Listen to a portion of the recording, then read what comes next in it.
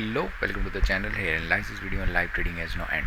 चलो देखते हैं आज फटाफट से मैंने कौन कौन से स्टॉक्स ट्रेड किए। आज की लिस्ट में थे इन फाइव में मैंने रूल ब्रेक किया थोड़ा सा शायद से। हाँ, और उसके बाद फिर से जैसा होता ही है हमेशा की तरह कुछ ना कुछ नया। यहाँ पे नहीं, यहाँ पे, यहाँ पे मैंने हाफ ऑफ द कैंडल किया था एक बार। इसके बाद काफ़ी ख़राब रहा, 1M पे किया, स्टॉप लॉस हिट तो नहीं हुआ बट मैंने एग्जिट कर दिया। 1:2 आके इसमें भी चला गया था। कोल इंडिया चांस नहीं दिया, HDFC बैंक चांस नहीं दिया, एस्ट्रल में एक चांस एक्चुअली मिला बट क्वांटिटी लगी नहीं क्योंकि ऑलरेडी कितना बोलते हैं पुल कर गया। जो एक्चुअल एंट्री होनी चाहिए थी समवट इसी रीजन के आसपास 1:2 इसमें भी देखने को मिल गया था। Fine with me. तो ये रहा आज का आइशर मोटर, ये भर गया था, ठीक है। हाँ, इनफाइव में एक इनसाइट अगर सुनोगे, इसमें काफ़ी टाइम से मैं इंटरेस्टेड था, कल भी मैंने बोला था, क्योंकि ये डेली में खुल के ऊपर जा रखा था। अगर आप यहाँ पे देखोगे तो आपको एक चीज़ समझ में आएगी कि ये कंटिन्यूसली ऊपर खुल के जा रहा था, यानी कि कहीं ना कहीं ये रेजिस्टेंस हिट करके थोड़ा सा नेगेटिव आने के चांसेस थे। एक नेगेटिव कैंडल और प्रोबेबिलिटी हाई हो गई थी, तो मैं इंटरेस्टेड था इसको सेल करने के लिए। सबसे बेस्ट अपॉर्चुनिटी अगर मैं बात करूँ 15 मिनट का प्राइस एक्शन, अगर आप देखोगे तो यहाँ पे प्राइस एक्शन शिफ्ट होता हुआ आपको दिख रहा होगा। एक बार को कंटिन्यूसली मार्केट के हायर हाई चल रहा था, प्रीवियस लो ब्रेक नहीं किया। इस रीजन के आसपास market was the first time market ने सेट किया हाँ भाई मैं यहाँ पे ब्रेक करके वापस नीचे जा रहा हूँ। तो एक अपॉर्चुनिटी इस सेशन में, एक अपॉर्चुनिटी इस सेशन में, यहाँ पे दो अपॉर्चुनिटीज़ हमें देखने को मिलनी थी। और एज एक्सपेक्टेड एक रेड कैंडल हो सकता था क्लोज, तो वही एक्सपेक्ट हुआ, मार्केट में एक अच्छा क्लोजिंग दिया। और उसके अकॉर्डिंगली अगर आप समझोगे, ठीक है, तो यहाँ पे एक चीज़ नोटिसेबल रहेगी। सबसे बेस्ट अपॉर्चुनिटीज़ एक हो जाएगी आपकी ये रीजन पे, यहाँ पे एंट्री करके इधर स्टॉप लॉस 5 मिनट के अकॉर्डिंगली। दूसरी एंट्री जो होनी चाहिए थी वो समवट होना चाहिए, क्योंकि ये रीजन काफ़ी देर तक मार्केट ने एक्ट किया है, ठीक है, एक्ट एज रेजिस्टेंस। तो ये ब्रेक करने के बाद अगर इस रीजन के आसपास देखेंगे, यहाँ पे सबसे बेस्ट अपॉर्चुनिटी थी इस रीजन के आसपास, अगर फ्रेश मोमेंटम की बात करें। But it's okay, it's fine, क्योंकि मोमेंटम समझना पड़ेगा, 1 मिनट को भी स्पेस देने पड़ेंगे कुछ ना कुछ। तो ये हो गए यहाँ के। अब चलते हैं धन में। धन में अगर हम देखेंगे, एक सेकेंड, बी प्राइस एक्शन एक था हमारे पास ऑयल। एक मैं इसको डेली में लगा देता हूँ इस सेक्शन में, तो ये समझ में आएगा, ठीक है। ऑयल की ग्रासिम पहले ऑयल पे देखें, खुला गैप अप, खुलते साथ ऊपर की तरफ जाना स्टार्ट हो गया। इसमें ट्रेड्स मैंने एक प्लान किए 1 मिनट के लिए, बहुत लेट, 9:35 के आसपास में 1 मिनट का टाइम फ्रेम यूज़ कर रहा था, जो कि काफ़ी गलत बात है। और मार्केट ने कहा कि ठीक है भाई मैं तो आपको पनिशमेंट दूंगा, और मार्केट से ठीक है मैंने पनिश कर दिया, दैट्स इट। यहाँ पे देखोगे सेकंड एम लेग बना नहीं था, कंफर्मेशन भी कुछ नहीं आई थी, मैंने जस्ट जंप इन कर दिया, वो भी बड़ी बेकार क्वांटिटीज़ के साथ में। जबकि रियल में क्या होना चाहिए था, खुलते साथ ऊपर जा रहा है, 5 मिनट में कहीं पे भी निंजा ब्रेक होता है तो एक स्कैल्प को अपॉर्चुनिटी मिलना चाहिए था, वही हुआ। ग्रेसिव में मैंने लिया, ऑब्वियसली थोड़ा ऊपर लेना चाहिए था, इस रीजन के आसपास देखोगे तो यहाँ पे लेना चाहिए था ट्रेड। स्टॉप लॉस रखने का प्लेस ये होना चाहिए था 1:2 इसके हिसाब से मिला, बट यहाँ से कुछ नहीं मिला। ट्रेल का कुछ मैंने किया नहीं, यहाँ शायद ट्रेल मैंने कर दिया था, ट्रेल 8 यहाँ पे हो गया था हमारा। उसके बाद समवट टारगेट दे गया, तो ये तो हमारे साथ होता ही रहता है, that is fine. Re entry शायद इसके लिए इसीलिए यूज़ की जाती है, but who cares about it now. Adani यहाँ पे भी मैंने थोड़ा सा हैकल किया, पहले मैंने किया नहीं, लेट मैंने एंट्री करी, और उसके बाद मार्केट से ठीक है मैंने कहीं यहाँ नीचे पे एंट्री करी, 1:1 का मैंने टारगेट बनाया, बहुत लेट एंट्री करी। यहाँ पे करते तो 1:1 शायद मिल भी गया था, बट उसके बाद नहीं मिला। अडानी एंट यहाँ पे मैंने मतलब अच्छा पकड़ा था कि एक ब्रेकआउट फेलियर के चांसेस ज़्यादा है समवट इस रीजन के आसपास। बट इशू क्या हुआ, टाइम फ्रेम 1 मिनट यूज़ करने में लग गया। 1 मिनट के बजाय अगर मैं 5 मिनट यूटिलाइज़ करता समवट इस रीजन के आसपास, तो 1:1 1:2 कहीं ना कहीं टारगेट दिख गया था। उसके बाद तो ये भी स्टॉप लॉस हिट करने चले गए। तो ये सब चलता रहता है, ऐसा मैं बोल सकता हूँ, बट नहीं बोलना चाहिए। देखते हैं दूसरी तरफ को कि क्या हुआ है। अगर हम बात करेंगे यहाँ पे, पहले मैं इनको हटा देता हूँ थोड़ा सा, ठीक है। कोल इंडिया में मैं सोच रहा था कि ऐसे ट्रेड लूँगा, बट आया नहीं। एस्ट्रल हमारा हट गया, आइसर हमारा हट गया, राइट, फाइन। अभी देखेंगे तो यहाँ पे हम जाते हैं आपके सेंसेक्स की आज एक्सपायरी थी, ठीक है। इस रीजन के आसपास ये जो दिख रहा होगा यहाँ पे सबसे बेस्ट रीजन था, इस रीजन पे जब ये ब्रेकआउट दिया यहाँ पे एक एंट्री होना चाहिए था, ठीक है। मैंने किया नहीं क्योंकि आज नहीं आया मैं ऑप्शन बाइंग करने।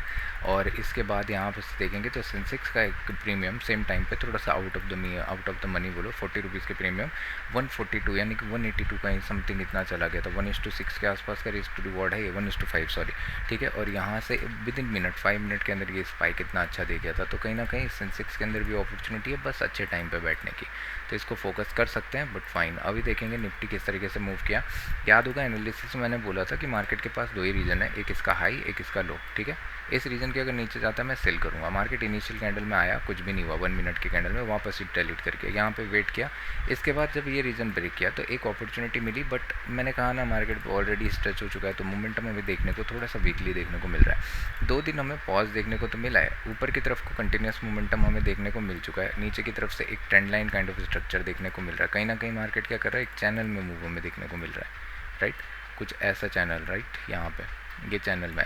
तो जब तक इस चैनल के अंदर रहेगा सबसे बेस्ट है स्ट्रैंगल्स बना के रखना। जब ये चैनल इधर ब्रेकआउट करता है या ब्रेक डाउन करता है तो ब्रेकआउट की तरफ को मैं हाफ क्वांटिटी के साथ जाना चाहूँगा, क्योंकि ऑलरेडी ये गैप अप खुल के गया हुआ है। और ब्रेक डाउन की तरफ को मैं थोड़ा सा इंटरेस्टेड रहूँगा, क्योंकि नीचे की तरफ को भी गैप पेंडिंग है, हो सकता है यहीं कहीं से मार्केट वापस रिटेलिएट करना प्रेफर करे, तो ये काफ़ी अच्छा रहेगा। अगर हाँ इसमें फ्लैट खुलता है, ये चीज़ को नोटिसेबल करना, अगर फ्लैट ओपनिंग करता है सी की पे ही कैसे सॉर्ट कर सकते हैं ये मैं भी बता दूंगा। यहाँ पे जो ये है एक ट्रेंड लाइन है, ठीक है। अगर फ्लैट ओपनिंग करता है, मार्केट ऊपर की तरफ को पुश होता है, यहाँ पे वेट करना स्टार्ट करता है, ब्रेकआउट करता है तो बाइंग करेंगे डेफिनेटली। अगर मार्केट लेट से यहाँ पे वेट करता है, प्राइस एक्शन बना के नीचे की तरफ को आना स्टार्ट करता है तो हम सी शॉर्ट करना स्टार्ट करेंगे। पी शॉर्ट कब करेंगे, जब ऊपर जाता है, ठीक है। और उसके हिसाब से फिर इसके अगर बीच में आ जाता है तो दोनों के दोनों स्ट्रैंगल्स बनेंगे हाफ ऑफ द पोजीशन में। अगर फिर यहाँ पे वेट करके नीचे ब्रेक करता है तो दैट इज़ इट, हमको पी बाय करना चाहिए रेदर देन कुछ करते हुए, क्योंकि ये अगर वीक देखोगे विद द स्टार्टिंग 27, 28, 29, 30 तो उन चारों के चारों दिन कहीं भी मूव नहीं किया, तो कहीं ना कहीं मोमेंटम नीचे की तरफ को इंटरेस्टेड मुझे ज़्यादा लग रहा है।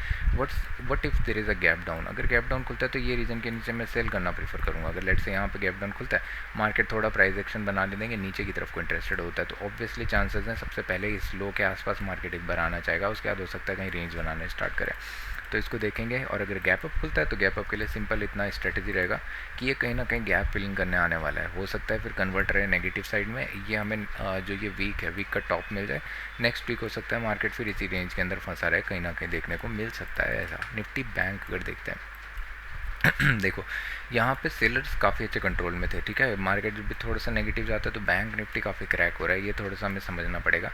यहाँ पे ऊपर की तरफ को एक रेजिस्टेंस एरिया है, नीचे की तरफ को एक चैनल काइंड ऑफ सिनेरियो या पैटर्न हमें क्लियर कट थोड़ा सा देखने को मिल रहा है। अगर मार्केट लेट से कल इसको ब्रेक करता है ऊपर की तरफ को तो बाइंग की एक अपॉर्चुनिटी आ सकती है समवट 57,700, ये रीजन अभी भी हमें याद होगा, हमने मार्क कर रखा है। नीचे की तरफ को इंटरेस्टेड कब रहेंगे, जब मार्केट 57,000 के नीचे क्रॉसिंग करना स्टार्ट करता है तो हम समझ आ जाना चाहिए कि नीचे की तरफ को मार्केट क्या करने वाला है। ये गैप पेंडिंग है, यहाँ पे ये रिसेंट स्विंग्स है 56,600, ये सारे रीजन टेस्ट करने वाला है। अगर फ्लैट ओपनिंग करता है थोड़ा सा कन्फ्यूजन रहेगा, लेट से गैप डाउन ओपन होता है तो फिर काफ़ी अच्छा रीजन है, क्योंकि अगर आप यहाँ देखोगे सीलिंग के साइड था, मार्केट में बायर्स आने का इंटरेस्ट तो किया, बट समवट 57,000 के नीचे मार्केट को नहीं निकलना चाहिए था। और अगर यहाँ सस्टेन करके फॉल करना स्टार्ट करता है तो फिर ये सारे सेलर्स इसमें आके इसको नीचे की तरफ को पुश करेंगे, और ये गैप के भी चांसेस हैं कि ये होल्ड ना करे, मार्केट डायरेक्टली 56,600 के आसपास देखने को मिल जाए।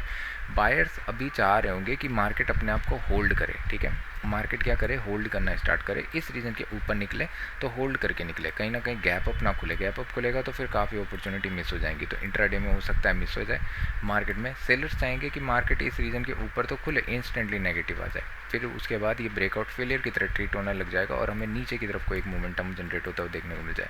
तो इसीलिए गैप अप थोड़ा सा अनइम्पोर्टेंट रह सकता है, इसको हम देखेंगे।